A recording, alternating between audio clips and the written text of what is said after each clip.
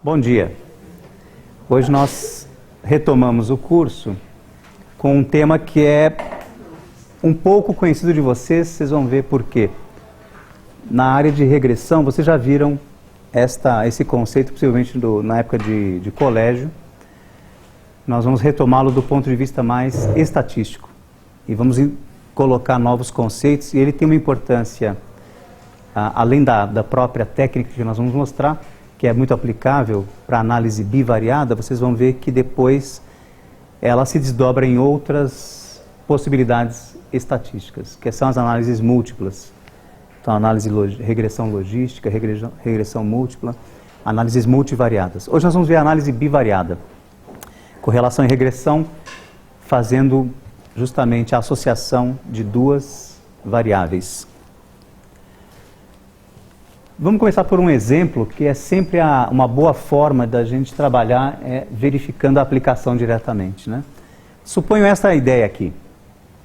Suponho que vocês têm que, para fazer um trabalho de campo, por exemplo, vão participar da bandeira científica e querem fazer um estudo sobre anemia.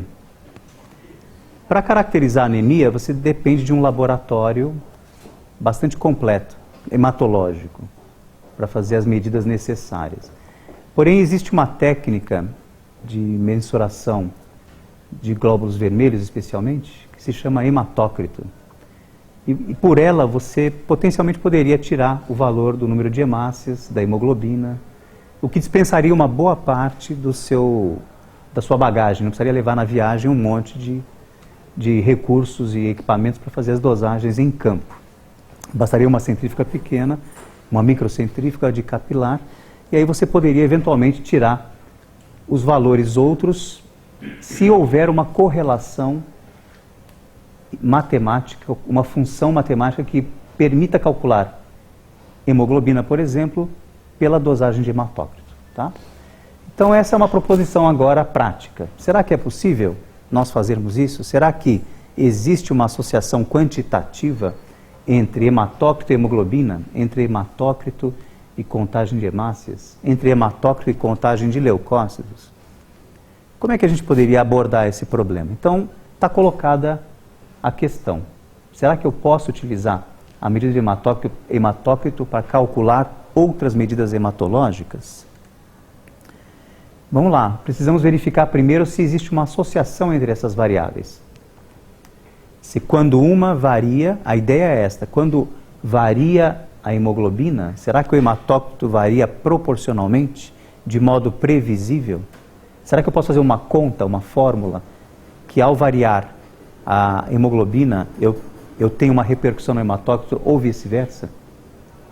Então essa é a associação, eu preciso verificar do ponto de vista matemático e estatístico. Como é que nós fazemos isso? O que está por trás daqui é um teste de hipóteses que estabelece a associação entre as variáveis. No caso, duas. Eu posso quantificar a força desta associação pelo teste de hipóteses? Não. O teste de hipóteses não me permite verificar a associação. Apesar de muitas vezes nós olharmos para o valor de P e tentarmos tirar ali uma certa força, entre aspas, né? Olha, o P deu menor do que 0,00001.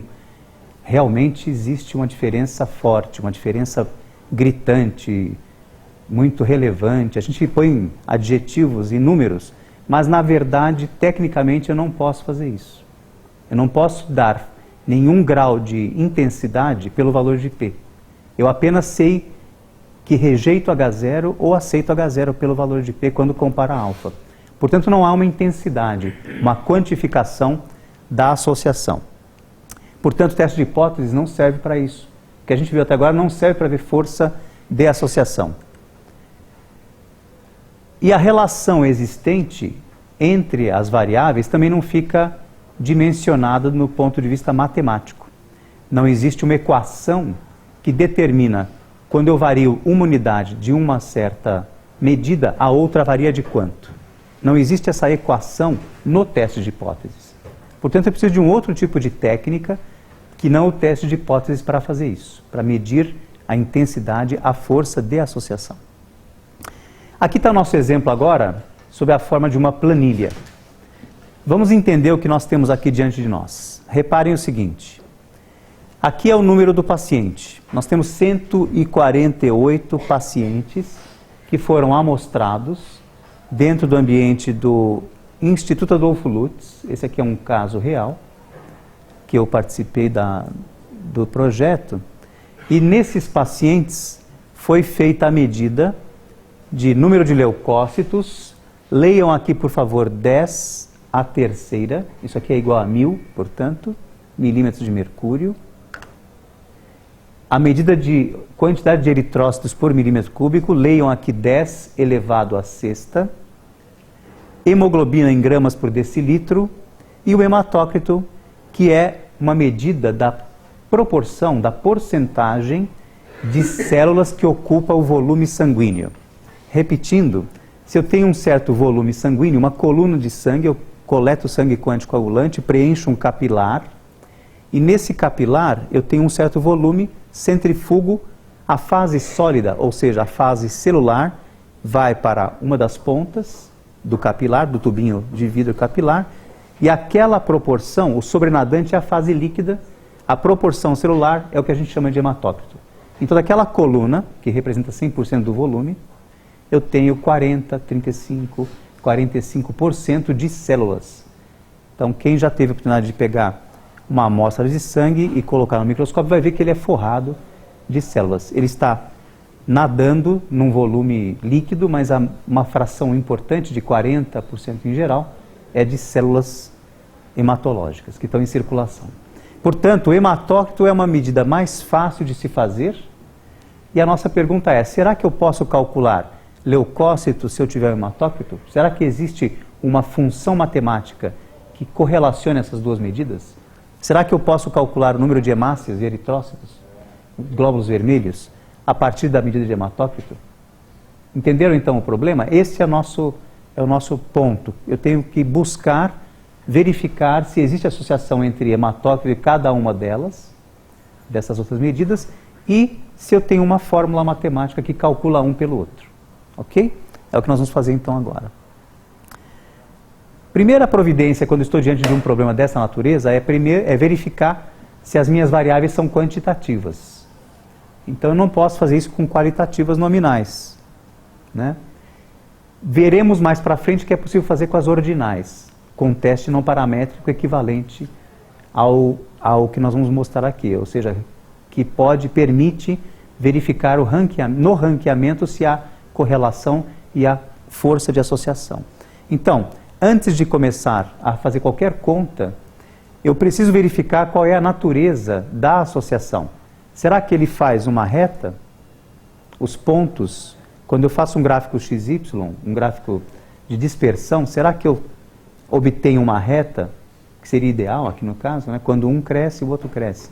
Ou será que eu tenho uma parábola ou uma sigmoide, que são curvas diferentes, que podem aparecer. Então, a primeira situação que vocês têm que testar é, graficamente, eu tenho visualmente uma relação entre as variáveis? Será que aparece isso? Então, vamos lá. O diagrama de dispersão é esta representação gráfica que pega duas variáveis, né?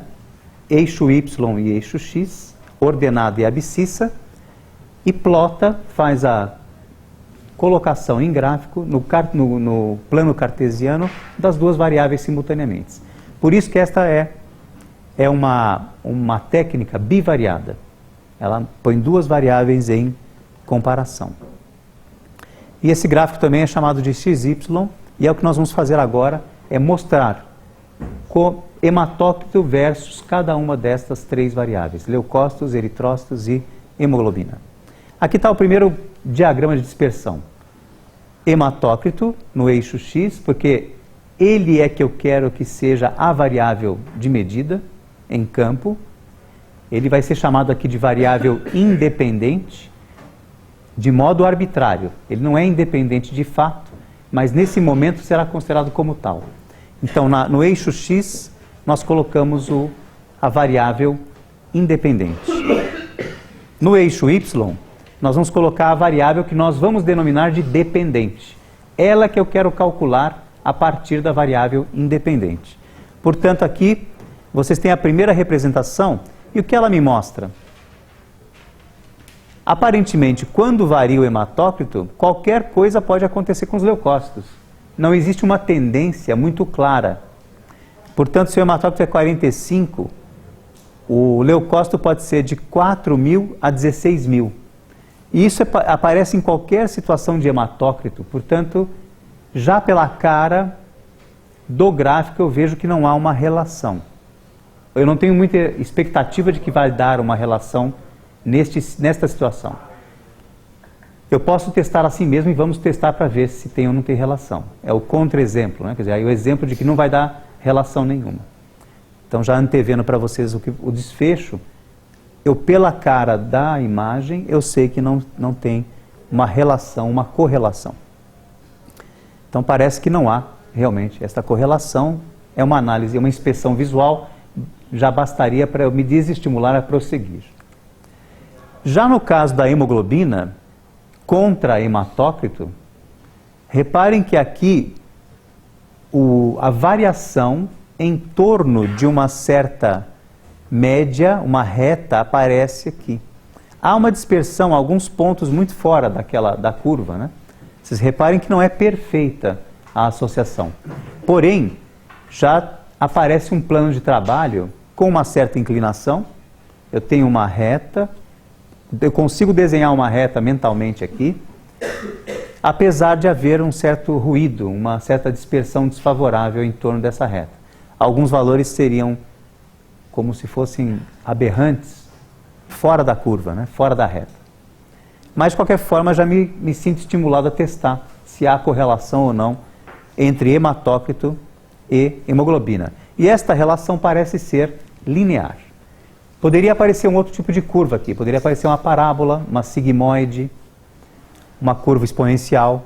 Há vários tipos de resultados possíveis quando eu faço uma representação gráfica de dispersão. E eu preciso, na hora, tentar ver qual o modelo que melhor se adequa à minha representação. Modelo, ou seja, a curva, a função matemática que vai tentar representar o fenômeno de relação entre duas variáveis. Tá? O mesmo para eritrócitos.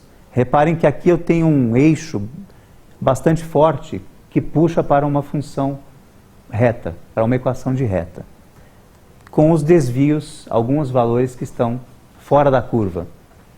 Tá certo? Isso pode acontecer por vários motivos. Mas, de qualquer maneira, também me sinto estimulado a perseguir e fazer uma regressão e uma correlação entre essas variáveis. Tá? Muito bem. Dado que nós temos os três diagramas, né? Reparem que por um fenômeno de escala, eu deformo. Aqui aparece uma deformação porque ele saiu de 25, aqui no eixo Y, né? O hematócrito. Quando eu saio de um valor mais curto de observação, dá a impressão que se perde um pouco aquela noção da reta, né? Então a escala influencia muito a visualização. De preferência a gente trabalha com 0 para o valor mais alto, para visualizar qual é a variação do fenômeno. Quando eu faço assim uma redução da escala, eu deformo a curva. A nuvem de pontos, melhor dizendo. Aqui não é uma curva ainda, mas é uma nuvem de pontos, né? Nós vamos então mostrar como é que funciona, como é que se faz para obter a reta a melhor reta, a reta ideal, porque aqui passam inúmeras retas possíveis, né? Eu poderia traçar à mão um número de retas infinito para tentar representar o fenômeno. Mas eu preciso daquela reta que minimiza a distância de cada ponto até a reta. Então a ideia é obter a reta, a curva, que minimiza, que torna menor a distância entre cada ponto e a reta, a função. Tá ok? Essa é a técnica de regressão. Esse tipo de técnica foi desenvolvido pelo Karl Pearson, que foi um matemático e estatístico inglês que inaugurou, de certa maneira, muitas das teorias e da área de estatística no mundo ocidental. Tá certo? Então, o Pearson fundou revistas na Inglaterra, uma escola de estatística, boa parte dos nomes importantes que vocês têm visto passaram pela escola do Pearson, como o Gosset, né? William Gosset, que fez o teste T, passou pela convivência com o Carl Pearson. O filho dele também foi estatístico do Pearson. Vai aparecer aí mais para frente outras técnicas e pessoas que... O Fisher teve contato amplo com o Carl Pearson, brigou com ele, inclusive. Fizeram uma espécie de cisão, eles acreditavam em certo momento em teorias um pouco diferentes, aí eles romperam, né? O Fisher não conseguia publicar na revista do Pearson, essas coisas que acontecem com os seres humanos, né? A inteligência emocional falha nessa hora, né? Só funciona a inteligência cognitiva, mas a emocional. Então o Pearson, ele, baseado numa observação de altura entre pais e filhos, ele começou a tentar fazer uma predição.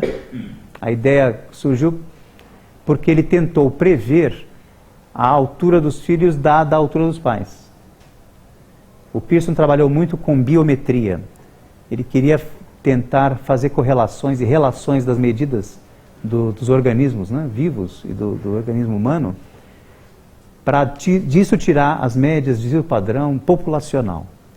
Então ele reunia centenas de calculadoras, não máquinas, mas pessoas que faziam cálculo, eram pessoas que faziam cálculo, contas, num grande escritório, lá num galpão, e traziam medidas do mundo todo, antropométricas, né, de seres humanos do planeta, para ficar fazendo cálculos, contas, para fazer médias e o padrão, ver como é que a população, qual seria aquela população verdadeira, como é que o ser humano é, qual o menor ser humano, o maior, a média, o padrão. Então era uma coisa bastante manual, evidentemente, porque não tinha máquinas para fazer isso, né? Então o Pearson, baseado nessa tentativa de prever a altura dos filhos, baseando-se na altura dos pais, ele começa a fazer toda uma matemática que desemboca nesta ideia aqui, que é a força de associação, que é chamada de coeficiente de correlação. E ele ataca o problema do ponto de vista linear. Esse primeiro fenômeno que ele estudou tinha uma representação adequada pela reta, pela equação da reta. E aí ele chega à seguinte conclusão, que o coeficiente de correlação, que ele denominou de R, é a variação conjunta, ou covariância, né, de x e y, das duas variáveis, dividido pela variação individual multiplicada de cada uma. Então ele foi trabalhando este conceito até chegar nesta simplificação. Se existe a associação entre as variáveis, a correlação é dada pela covariância dividido pela variância individual, multiplicada de cada uma das variáveis. Se existir uma associação forte, perfeita, este valor de covariância vai ser igual à multiplicação das variâncias. Se for uma associação inversa, perfeita, ou seja, quando um cresce, o outro decresce, o outro cai o valor proporcionalmente, ele recebe um valor negativo. Porque aí há uma inversão da covariância com as variâncias individuais multiplicadas. Então isso é muito brilhante porque é um fenômeno simples de se calcular e que dá uma medida muito precisa da intensidade de associação de duas variáveis. Então o coeficiente de correlação nos mostra e nos permite fazer isso. Vamos desdobrar a covariância. A covariância nada mais é do que a somatória, que vocês já conhecem aqui, a somatória da diferença de cada x individual para a sua média, multiplicada pela diferença individual de cada y da sua média. Então esta conta aqui, né, existe um pareamento aqui no caso, né? Para cada x tem um y, correto? Na minha observação experimental. Então para calcular a covariância, basta tirar de cada x individual a sua média, multiplicar pelo y individual menos a sua média. E dividir isso por n-1, que nós já nos habituamos a ver esse denominador aqui, né?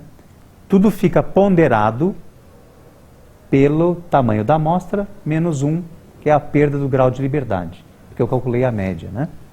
Então eu perdi uma liberdade. Para amostras pequenas, antevê-se uma covariância grande. Para amostras grandes, antevê-se uma covariância um pouco menor. Tá certo? Aqui nada mais é então o S de x e o S de y, que são os desvios padrão de x e y, respectivamente. Então, o coeficiente de correlação linear é dado por essa fórmula simples aqui. Fácil de calcular, né?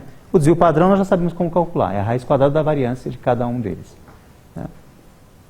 Muito bem. As propriedades do coeficiente de correlação que são interessantes para nós. Porque, por ser uma divisão da covariância pela variância, vocês têm que ele só pode variar entre -1 e 1. Então, é um número puro. Então, R não tem uma unidade. É um número puro. Porque é uma razão de duas unidades iguais, né? De uma covariância e das variâncias que têm a mesma unidade. Portanto, R varia de -1 a 1. O -1 significa o quê? Que há uma correlação perfeita, uma associação perfeita entre as variáveis, porém inversa. É o inversamente proporcional, que vocês devem ter ouvido falar já na vida, né? Então, o meu salário varia inversamente proporcional ao meu esforço. Quanto mais eu trabalho, menos eu ganho. Tá certo? Quanto mais horas eu gasto, para trabalhar, menos eu ganho por hora, porque meu trabalho é fixo, certo ou não? Então, quanto mais você trabalha, menos você ganha proporcionalmente por hora trabalhada. Enquanto que o positivo perfeito é proporcional. Quanto mais aumenta uma certa variável, a outra aumenta proporcionalmente. Tá certo?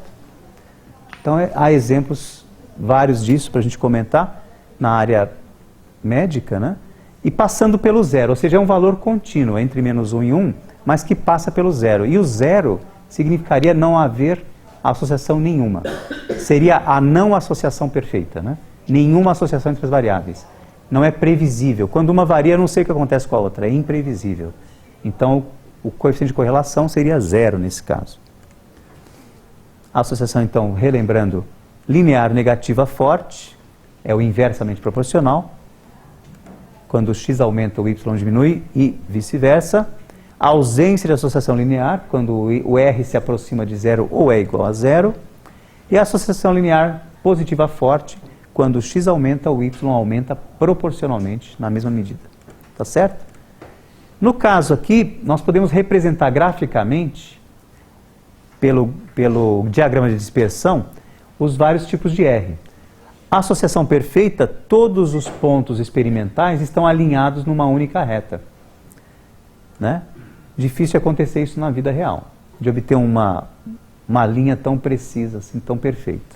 Então, relação perfeita faz parte da nossa busca, mas não é o que acontece em geral. Aqui já começa a aparecer um tipo de situação mais frequente. Um R aproximadamente em torno de 0,8, onde existe uma dispersão em torno de uma reta ideal. Então, por aqui passa uma reta, e esta reta se afasta igualmente dos pontos experimentais. Há um resíduo, há uma diferença entre os pontos e a reta ideal. Aqui já uma situação como nós vimos dos leucócitos, em que o R é igual a zero, não há associação. Eu não consigo prever o y em função de x. X varia e y pode ser qualquer valor. Então não existe aqui uma função matemática que me permita prever y a partir de x. Aqui uma associação negativa, inversamente proporcional, quando eu vario o x, quando o x cresce, o y decresce proporcionalmente, não é perfeita a relação e tem um valor negativo, menos 0,8. E finalmente a associação inversamente proporcional perfeita, onde os pontos estão alinhados de maneira inversa. Conforme cresce o x, diminui o y proporcionalmente. Tá certo? Muito bem. Para terminar essa técnica, eu preciso testar se este R, se esta coeficiente de correlação tem significado estatístico. Ou seja, se aquela dispersão que eu obtive dos pontos, ela é aleatória ou se ela é estatisticamente significativa. Então, eu vou usar um teste T aqui para testar o valor do coeficiente de correlação linear, o valor de R. Então nós temos aqui, a hipótese nula é de que não há correlação, de que R é igual a zero. É um teste sempre bicaudal, ou seja, eu vou usar o meu alfa nas duas pontas, como é um teste T, metade para cada lado da cauda, das pontas da curva, né, T. E o teste tem esta característica aqui. T igual ao R, raiz quadrada de n menos 2 sobre 1 menos R ao quadrado. Para fazer na mão é muito simples esse teste. Ele é bem direto. Basta que eu obtenha o R e faça o teste T com essa formulação. No Minitab vocês vão ter isso automaticamente feito por uma análise de variância também. Tem uma outra abordagem que é pela análise de variância, tá? Muito bem. Então, se H0 for aceita, não há correlação entre as variáveis. R realmente deve ser igual a zero. Ou, se o H0 for rejeitado, com n menos 2 graus de liberdade pelo teste T de Student, a gente tem que o R é significativo, diferente de zero. Então, há correlação entre as variáveis, ok? Muito bem, vamos testar então, rodar isso, né? Vamos fazer esse cálculo. Eu não mostrei as fórmulas intermediárias de como faz isso à mão, porque geralmente há um pânico quando a gente coloca qualquer fórmula no ar. Como vocês não vão usar fórmulas, a gente está subtraindo as fórmulas, mas elas existem, dá para fazer manualmente. Como eu brinco com vocês, se o mundo entrar num colapso energético, vocês poderão fazer estatística manualmente, tá? Dá para fazer conta ainda. Então poderão se divertir no fim de semana fazendo isso. Ok. No nosso primeiro exemplo, nós estamos tentando correlacionar hematócrito versus hemoglobina. O R calculado, as covariâncias, portanto, calculadas, me levam a um R de 0,88. Vocês já estavam com a intuição de que parecia haver correlação. Mas não basta o R ser próximo a 1. Eu preciso verificar a significância estatística. Então, para um N de 148, eu vou ter 146 graus de liberdade e o T calculado aqui para este R é 21,98. Vocês também aprenderam a saber a ordem de grandeza, né, de um valor de T. Quando um T de 21 é longe do H0 ou perto? Vocês acham que vão rejeitar ou vão aceitar H0? A hipótese nula. Vamos rejeitar, né? 21 é bem grande, né? É um número para lá de longe no eixo X, né? Na curva T. Portanto, para um alfa de 5%, nosso T crítico vai ser de 2,5, 1,96 já também é um número tradicional. O T é maior que o T crítico, portanto, a gente rejeita H0. Cuidado aqui, porque nós estamos rejeitando o H0, significa rejeitar o quê? Nesse caso, qual é o teste de hipótese aqui? O R não é zero. Quer dizer, meu H0, meu teste de hipótese é R igual a zero no H0 e R diferente de zero no H alternativa, na hipótese alternativa. Portanto, se eu rejeitei a igualdade de zero, eu digo que esse 0,88 é estatisticamente significativo e próximo a 1, demonstrando que há correlação entre as variáveis. Então, eu tenho aqui uma medida de intensidade, nesse momento, da associação. Ok? Então, estamos aqui de acordo? Hematócrito, eu posso calcular hemoglobina, portanto, pelo hematócrito. Essa que é a ideia por trás. Então, nós podemos calcular hemoglobina pelo hematócrito, uma estimativa válida, matematicamente e estatisticamente. Tá? Muito bem. Há correlação entre as duas, portanto, estou autorizado a ir para a bandeira científica, medir hematócrito e obter a hemoglobina aproximada e estimada. Já para leucócitos, como nós esperávamos, o R aproximou-se muito de zero, né? O R aqui foi 0,03, 0,0289. Portanto, para 146 graus de liberdade, o N 148, nós temos um T de 0,34. Este T está próximo a zero ou longe de zero? Próximo a zero. Portanto, vocês já devem estar pensando que vamos aceitar H0. Aceitar H0 num teste de correlação significa o quê? Significa que este R aqui realmente é zero. Do ponto de vista estatístico, ele não se diferencia de zero. Eu aceito que o R aqui seja zero e, portanto, não há correlação entre as variáveis hematócrito e leucócitos. Assim sendo, eu não posso usar hematócrito para estimar o valor de leucócito. Então, se eu estiver interessado em verificar leucócito em campo, na bandeira científica, eu não posso usar o hematócrito. Eu vou ter que buscar uma outra alternativa técnica, laboratorial, para poder estimar leucócitos, tá bom?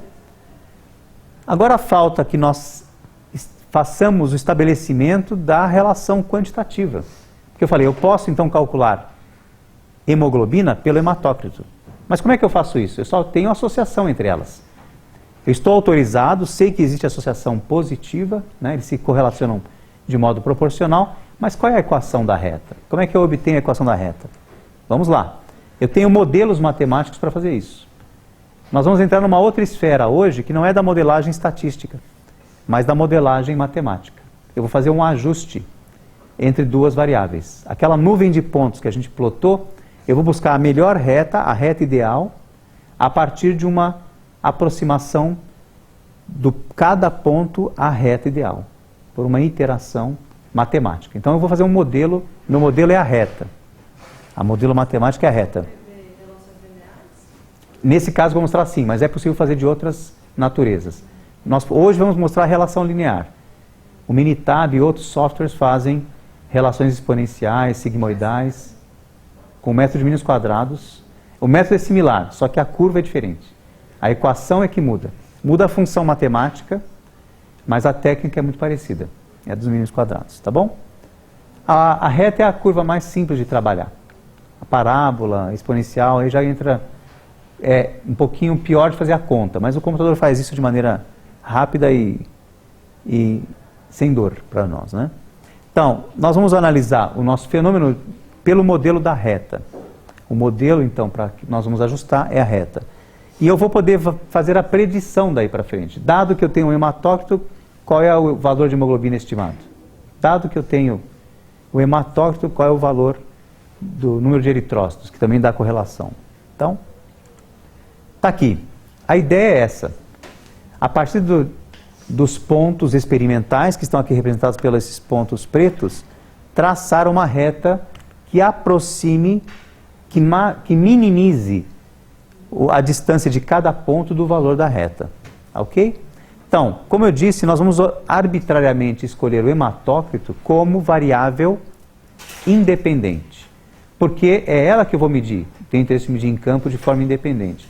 Apesar dela não ser independente da hemoglobina nem dos eritrócitos. Na prática, o hematócrito depende do número de eritrócitos e depende do quanto de hemoglobina eu tenho em cada eritrócito. Tá?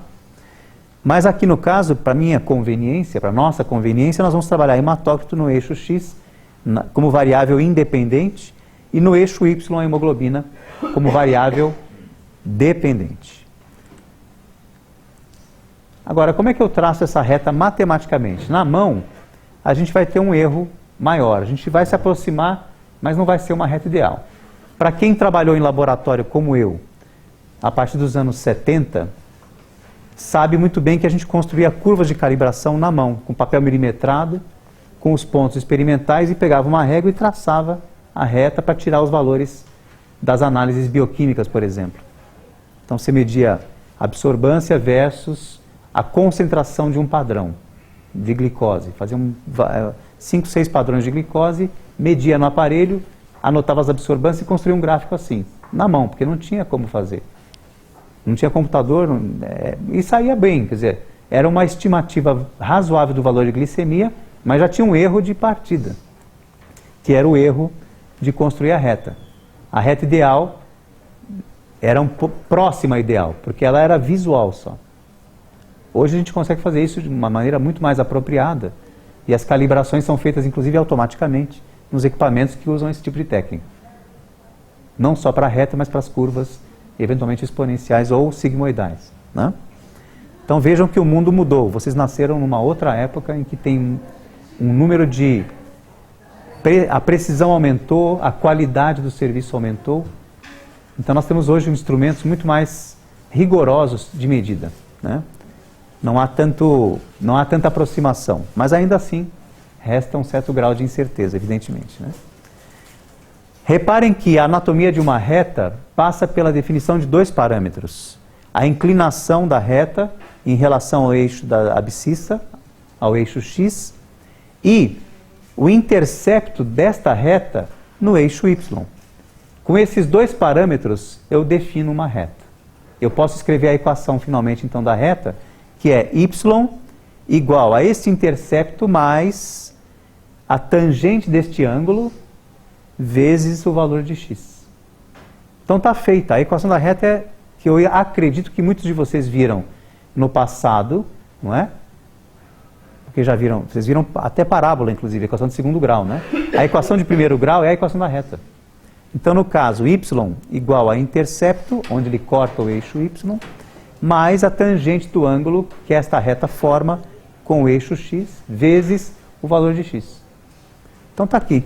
Temos a equação da reta, que aqui estará denominado o intercepto de B0, que é o primeiro parâmetro da reta, e o B1, que é a tangente do ângulo que está aqui.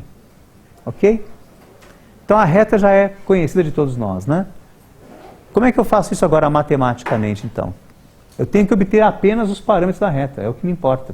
A partir dos pontos experimentais, eu consigo obter esse parâmetro da reta. Tá certo? O intercepto e a inclinação da reta. Então a anatomia de uma reta está aqui, mais simples que a anatomia humana, tem apenas características bem magrinhas, né? Bem tranquilas. Não tem muita gordura nessa reta, né? Vamos então ver o método de mínimo de aproximação pelos mínimos quadrados. O que quer dizer essa ideia dos mínimos quadrados, né? Se eu pegar esta distância aqui entre o ponto experimental e a reta ideal, eu tenho algo que eu chamo de erro.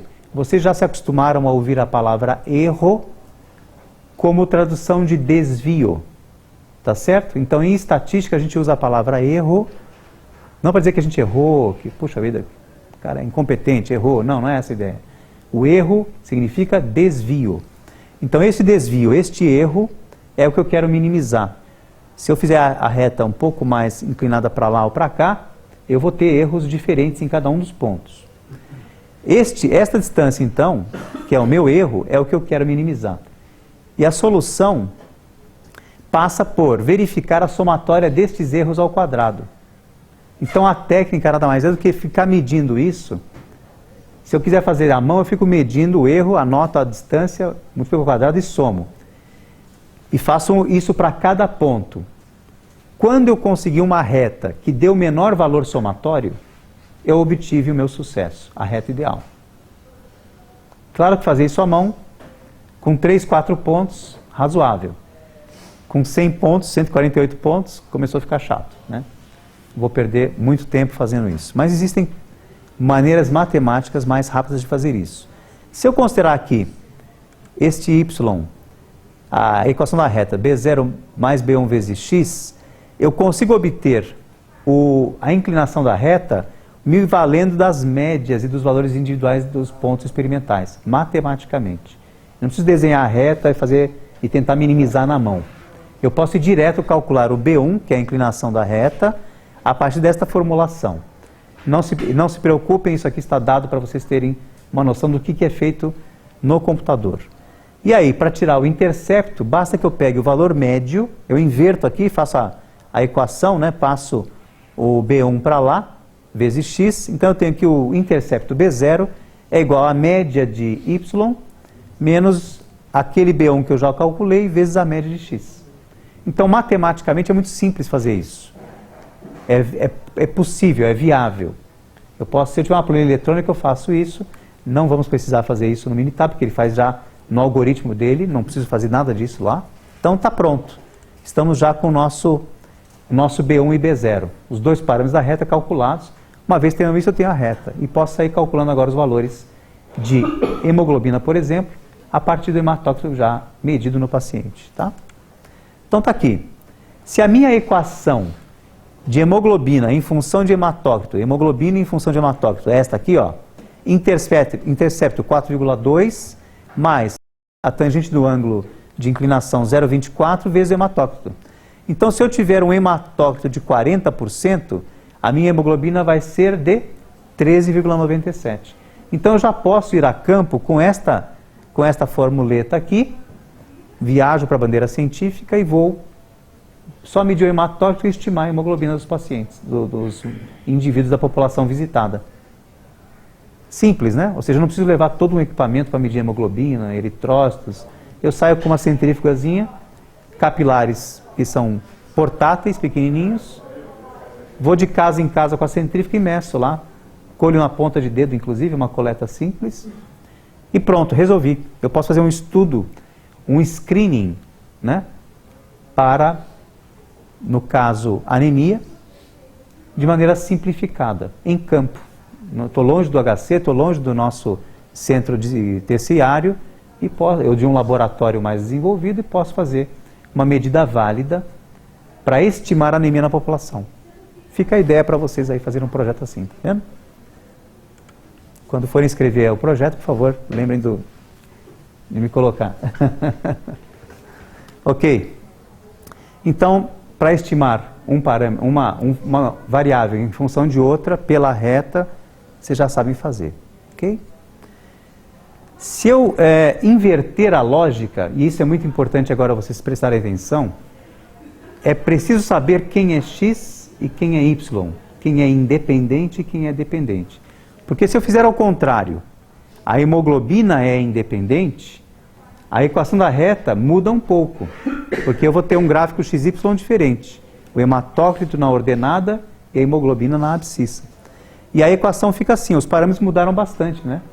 Olha, o intercepto ficou negativo, 0,00073, se o hematócrito for dependente, a inclinação da reta, a tangente ficou 2,9, e aí eu tenho uma outra formulação. Se a hemoglobina, que era 13,97 no exemplo anterior, quanto que dá o hematócrito? 40,54.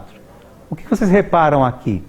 Não é perfeita a estimativa. Quando eu faço o retorno, quando eu faço uma outra regressão, da variável agora dependente sendo o hematócrito e a independente hemoglobina, eu não calculo identicamente o valor anterior.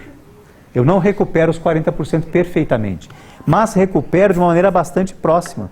Por isso que eu chamo de estimativa. Numa situação dessa, é lógico e é esperado que a correlação não é perfeita. O fenômeno não está dado de maneira perfeita. A hemoglobina não é explicada pelo hematócrito. E nem o hematócrito é explicado apenas pela hemoglobina. Portanto, há um espaço, há um vazio, na verdade, de explicação na previsão. Ou seja, quando eu prevejo um valor pelo outro, eu não estou fazendo isso de maneira perfeita. É uma estimativa, é uma aproximação. Ok?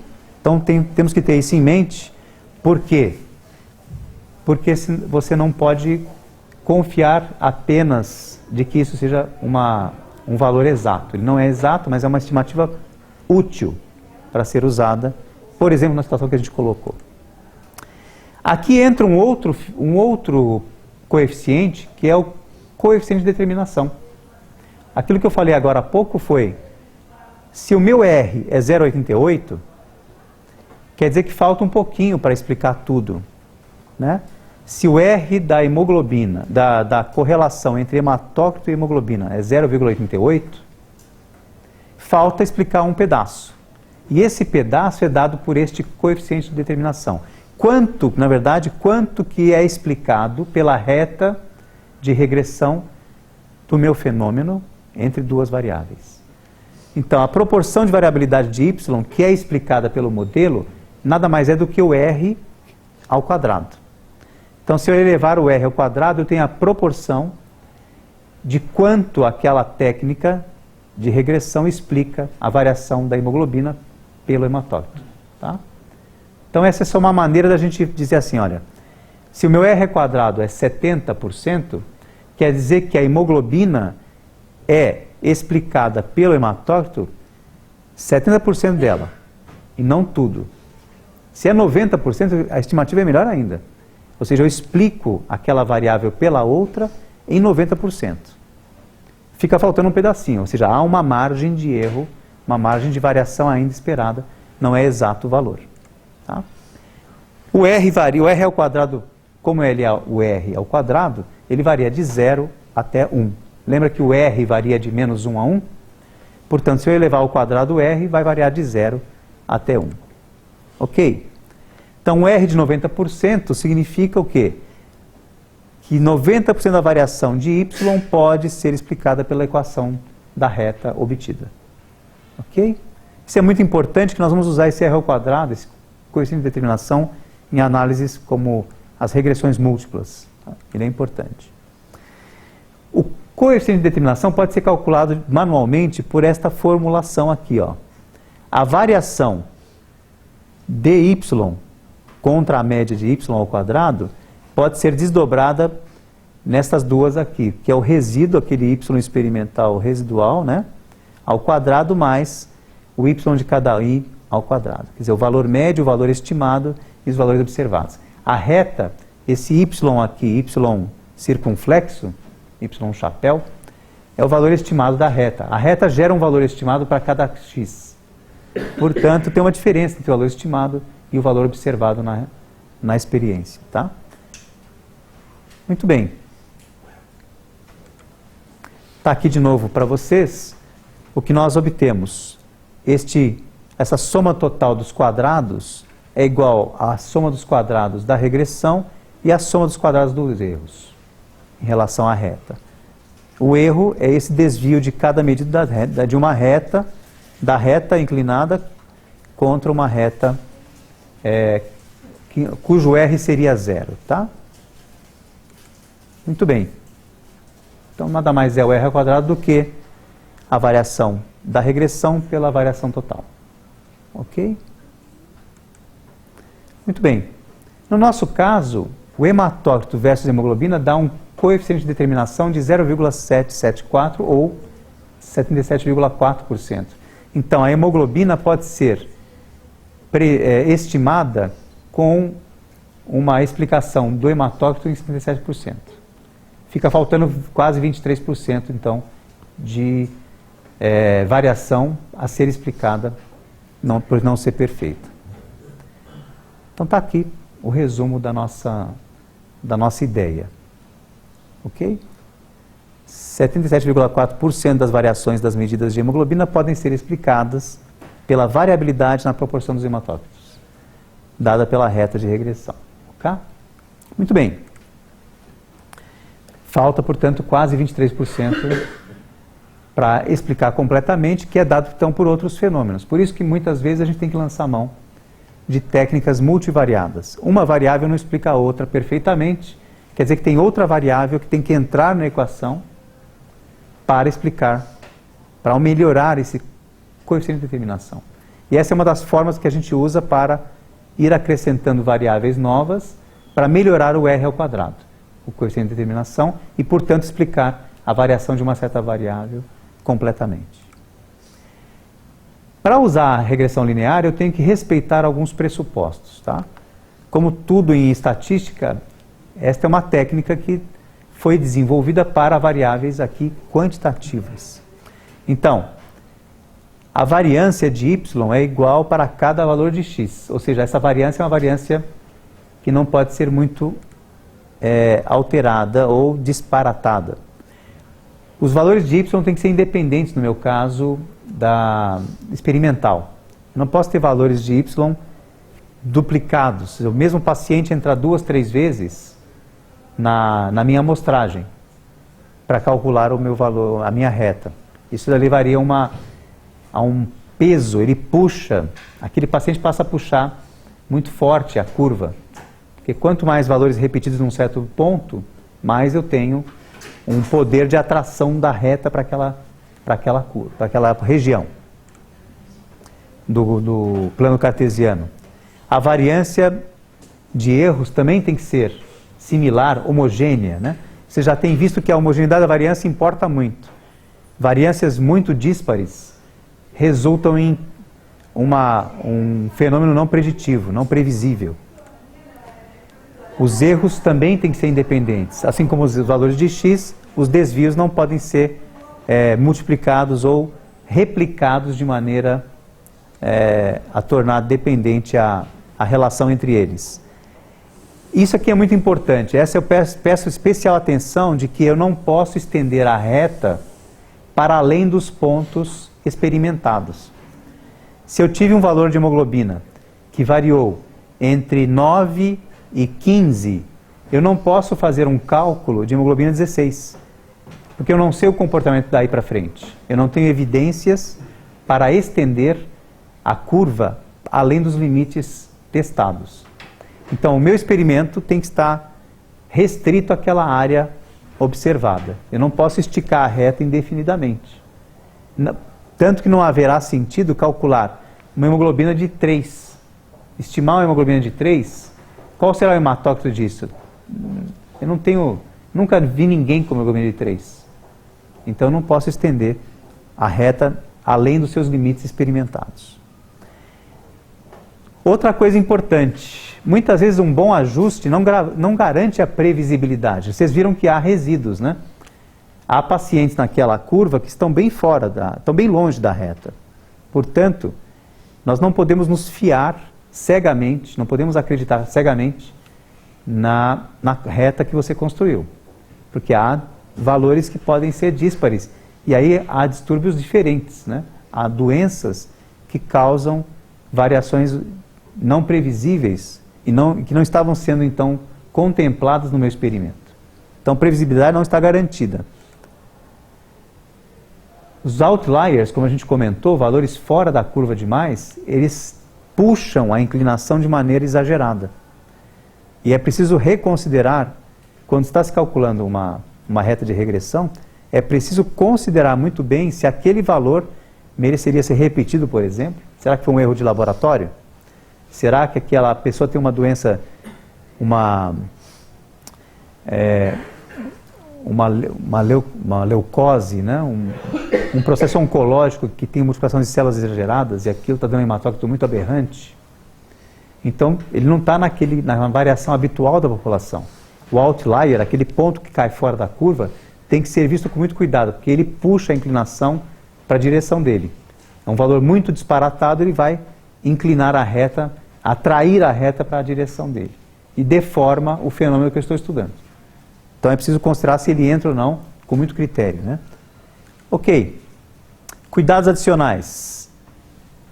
O diagrama de dispersão é obrigatório. Então vocês que estão em fase de aprendizado, principalmente, ou quando forem analisar dados reais das suas iniciações científicas, por exemplo, representem antes o gráfico de dispersão, a curva, para ver se existe o fenômeno linear. Não saiam fazendo a regressão sem observar isso antes, porque vocês vão incorrer em erro. Se for uma parábola, não tem sentido fazer a reta, né? Muito bem. Veja aqui o exemplo. Aqui eu teria um R igual a 0. Eu consigo construir uma reta? Consigo. Olha aqui, ó. Se eu passar uma reta aqui, ele dá até 0,9. Ficou bom, né? Mas por que isso acontece? Porque aqui tem alguns pontos nesta região que parecem uma reta. Mas o meu fenômeno não é reto, ele satura. Então esta curva não é adequada. Então vejam sempre o gráfico de dispersão. Cuidado, se fizerem as contas antes de fazer o gráfico de dispersão, vão concluir coisas erradas. Tá bom? Então fiquem atentos para não caírem nesta armadilha matemática, no caso. Que às vezes tem um trechinho que é muito, muito próximo da reta, daquela curva, mas ela não é como um todo uma reta mesmo. Outra situação importante a ser desembaralhada aqui. Correlação não implica em causa e efeito. Não é porque a hemoglobina se correlaciona com o hematócrito que o hematócrito causa o aumento da hemoglobina. Até pelo contrário aí, né? Possivelmente um aumento de hemoglobina repercuta e leve a aumento de hematócrito, mas não é obrigatório. Então nós temos que verificar se tem associação, mas essa intensidade de associação não me garante a causalidade. Ela é uma associação estatística e não causal.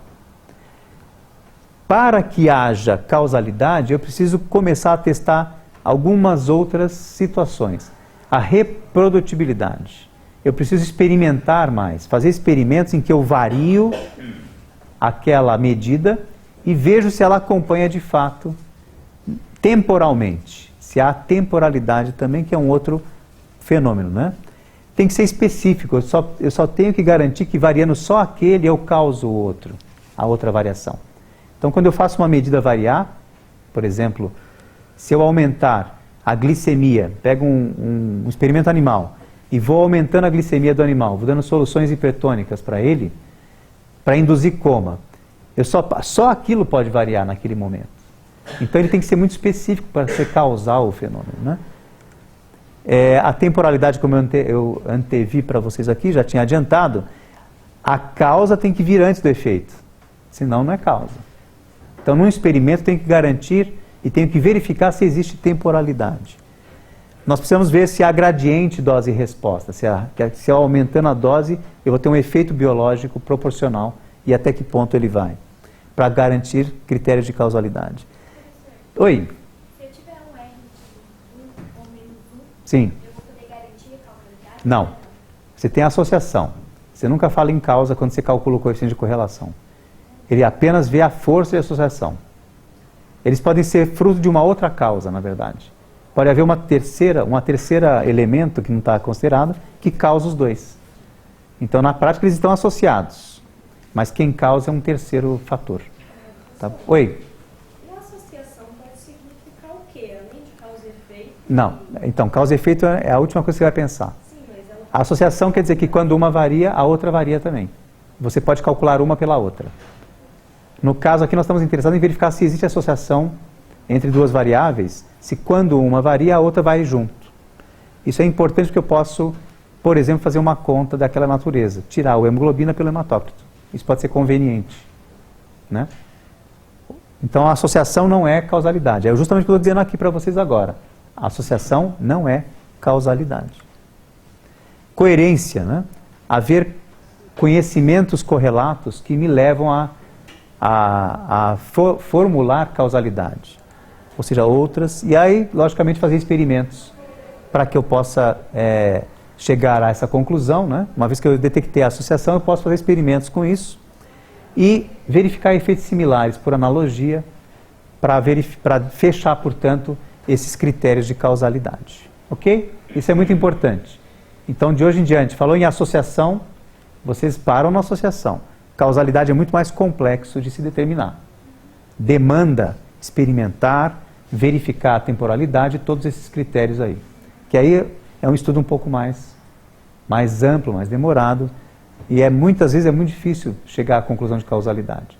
As doenças, principalmente em fenômenos de exposição, leva-se anos para verificar que determinado fator de exposição leva a um câncer, por exemplo. Não é direto, não é rápido. Começa pela associação, mas tem que caminhar por todos esses critérios aqui, ok? Muito bem. Vamos ver aqui um exemplo de situação não linear, rapidamente, só para a gente... Vejam que interessante aqui. Há uma relação dose-dependência entre o uso de cigarros, o consumo de cigarros, e o risco de desenvolver câncer, enfisema pulmonar, no caso aqui. Enfisema pulmonar. Reparem que, quando há um baixo consumo, uma dose pequena diária, quase não há aparecimento de risco de enfisema. A partir de um certo momento, de uma certa dose, isso cresce linearmente, mas depois de uma outra faixa de dose, ele sobe exponencialmente. Então reparem que a reta define bem apenas um trecho do fenômeno, da dose e resposta. Ele, na verdade, é um fenômeno exponencial, que começa assintoticamente aqui embaixo e vai subir exponencialmente depois, a partir de uma certa dose. Esse trecho poderia nos enganar e a gente teria uma correlação muito boa aqui. Um R bastante satisfatório e significativo, mas a curva já me mostra que não é de natureza linear. Tá? Aqui, de novo, essa mesma representação com a curva correta, que é o fenômeno, então, a curva exponencial. Exponencial nada mais é do que multiplicar pelo E elevado a um valor, aqui é um parâmetro da curva. Tá? Eu tenho uma constante, duas constantes de novo. Então, conforme varia o x, o y varia exponencialmente. O x está elevando o valor, o número de Euler, né? Então aqui, por mínimos quadrados, a gente consegue fazer da mesma forma, só que com a equação exponencial agora e não com a equação da reta, ok? Muito bem. O que dizer agora das variáveis qualitativas ordinais? Vocês também já estão agora atentos que quando a gente fala qualitativo ordinal, lembra teste não paramétrico. O nosso amigo aqui, Charles Edward Spearman, que foi contemporâneo do Pearson, né, reparou que aquela abordagem do Pearson só tinha sentido para variáveis quantitativas. Não era possível aplicar isso para qualitativas, ordinais. Então ele fez uma proposição diferente. Ele adaptou aquela mesma formulação, porém usando o ranqueamento das variáveis, né? Então a medida não paramétrica é possível de ser feita para associação entre duas variáveis. E é muito interessante que a gente possa fazer isso para escalas. Nós usamos muitas escalas, né, na vida cotidiana, na área médica. Pode ser calculado o coeficiente de Pearson, porém, não para medida direta, mas para os postos. Nós não vamos fazer diretamente a correlação de Pearson, nós vamos fazer a correlação de Spearman usando o ranking, a posição relativa entre as medidas.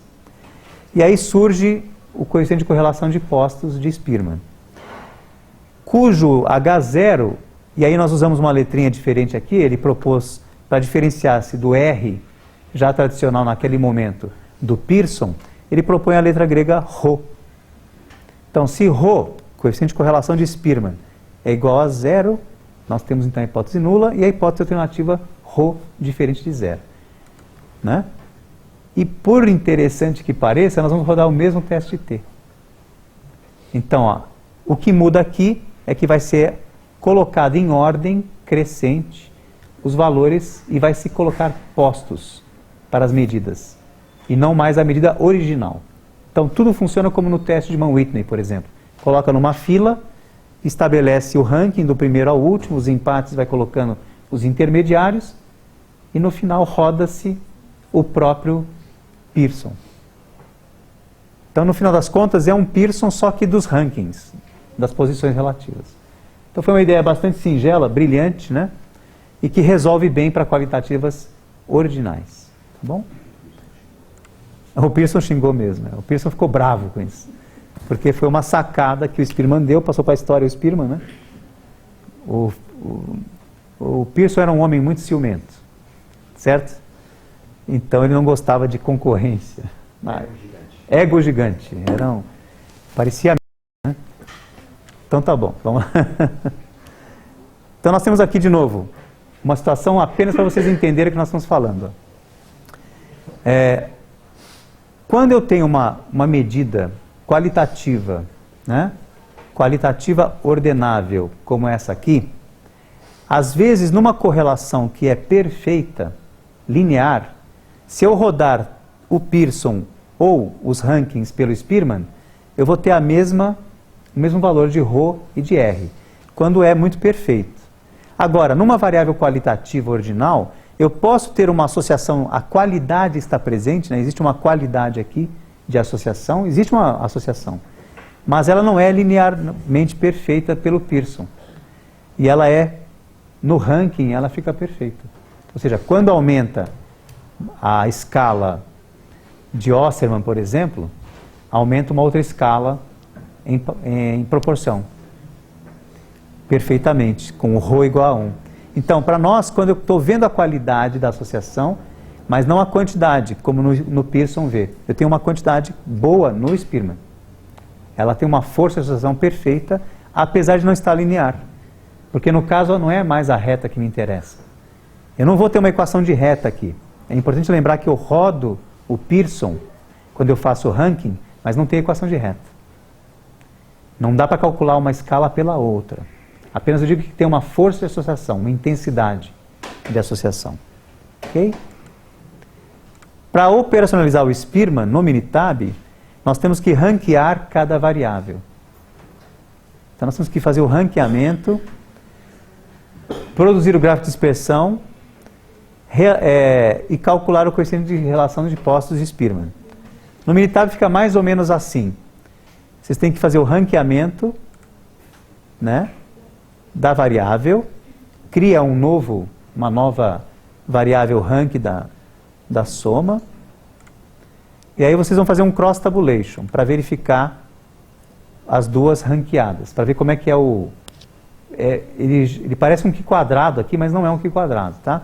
E vão entrar aqui em outras estatísticas para rodar a correlação de coeficiente de Spearman. Não está escrito nesse nível aqui, não está escrito Spearman, mas é o Correlation Coefficients for Ordinal Categories.